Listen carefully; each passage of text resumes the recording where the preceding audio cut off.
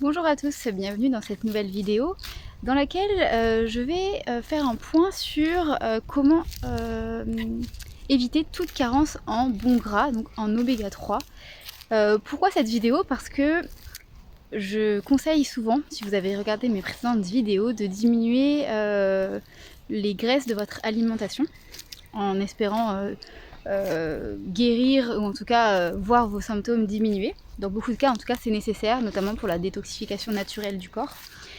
Et beaucoup de personnes me disent oui, mais il faut du gras au quotidien, sinon on sera en carence, il faut des oméga 3. Et beaucoup de personnes qui ont une alimentation très très riche en gras, en fait, qui obtiennent leurs calories du gras tout simplement, bah finalement se rattachent au fait qu'on a besoin de gras et qu'il en faut, et du coup bah en donner le matin, le midi, à 4 heures et le soir à chaque repas en grosse quantité, pour eux au moins ils sont sûrs de ne pas manquer de gras. C'est vrai qu'on a besoin d'acides gras pour être en forme, pour que le corps fonctionne normalement. Ça, c'est une certitude que je ne remets pas en cause. Par contre, on observe aussi que si on veut guérir de nos symptômes de santé et de nos maladies, il faut adopter une alimentation qui est faible en graisse ajoutée. Et si vous regardez même les études qui ont pu être faites sur le sujet des maladies, les maladies arrivent souvent avec une alimentation très riche en graisse, que ce soit des graisses animales et végétales. Donc il y a quand même des points à éclaircir sur ce sujet, parce qu'effectivement oui, il faut diminuer les graisses ajoutées pour être en bonne santé, mais il faut quand même des graisses. Donc on va essayer de comprendre un petit peu tout ça et éclaircir le sujet, en tout cas pour s'assurer que notre alimentation ne soit pas carencée en bons gras, donc en oméga 3 dont on entend souvent parler. Donc je vous propose de structurer cette vidéo en 4 points, à savoir le premier, quel est le rôle des graisses, donc des lipides pour notre organisme, donc en gros pourquoi notre corps en a besoin. Le deuxième point, ça va être en quelle quantité il en a besoin. Le troisième, ça va être de préciser de quels acides gras le corps a vraiment besoin, donc ce qu'on entend un petit peu parler, mauvais gras, bon gras. Et enfin, par quels aliments nous pouvons satisfaire les besoins de notre corps au quotidien. Alors premièrement, le rôle des graisses, des lipides dans notre corps peut se résumer en 4 points majeurs. Le premier, c'est que les graisses constituent les membranes de nos cellules, donc conditionnent leur bon fonctionnement. Ils ont également un rôle essentiel dans le transport de certaines hormones et protéines dans le sang. Ils servent de véhicule pour les vitamines liposolubles, donc les vitamines A, E, K et D, il me semble. Et enfin, ils participent à l'élaboration d'hormones essentielles.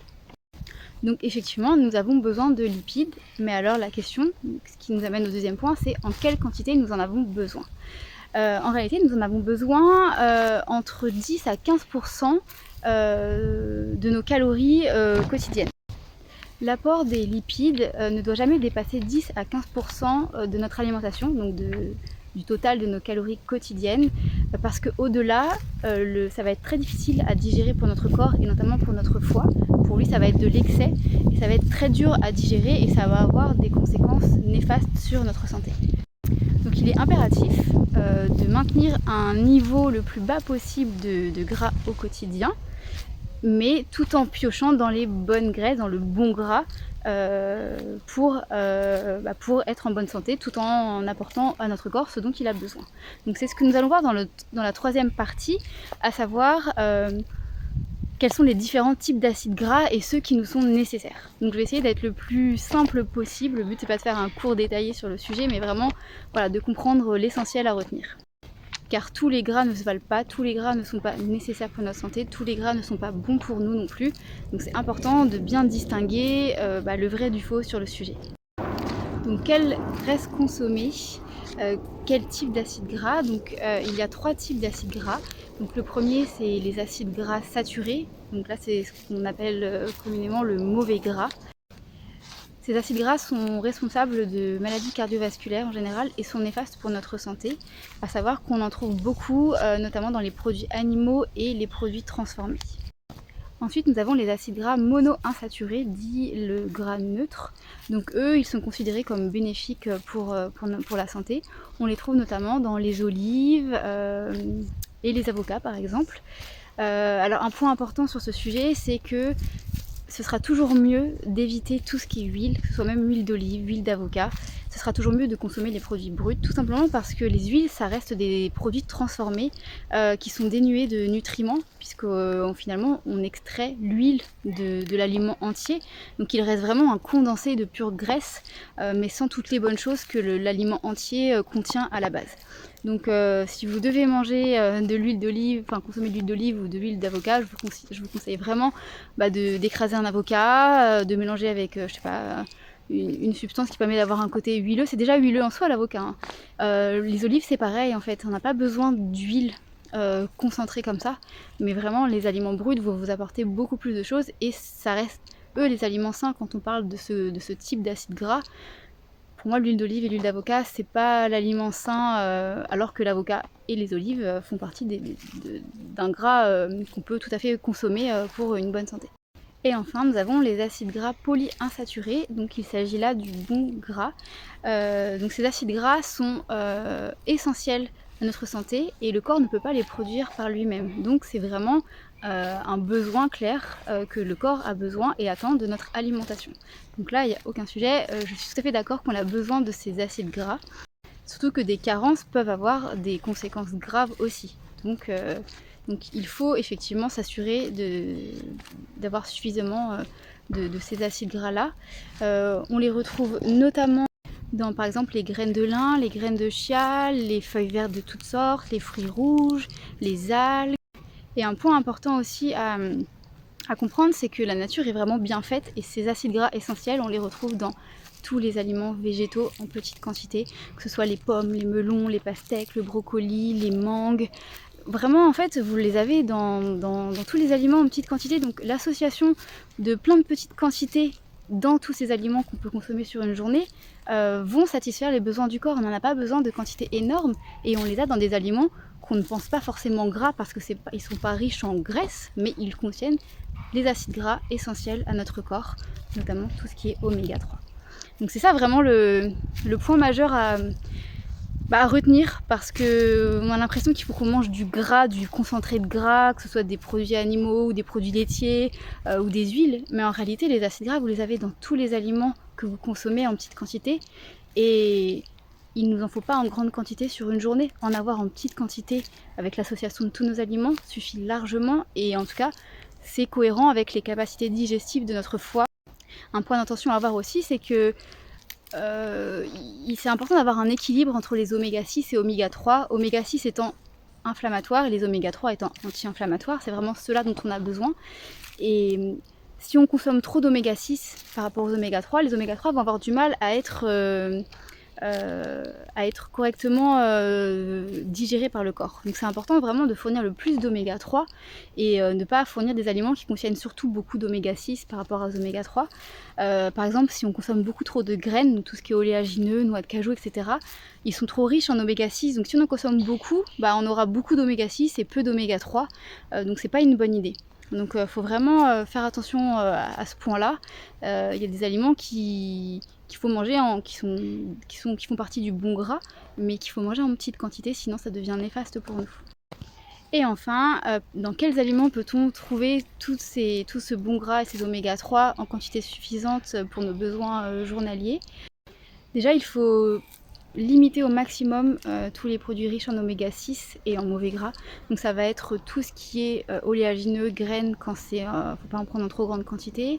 Ça va être également tout ce qui est huile végétale, tout ce qui est produits animaux, soja, produits laitiers. Et ensuite tous les aliments végétaux, quels qu'ils soient, même les pommes de terre, les patates douces, vous avez un peu d'acide gras, les bananes, tous les fruits, mais vous retrouverez en quantité encore plus importante des oméga 3 dans les aliments suivants.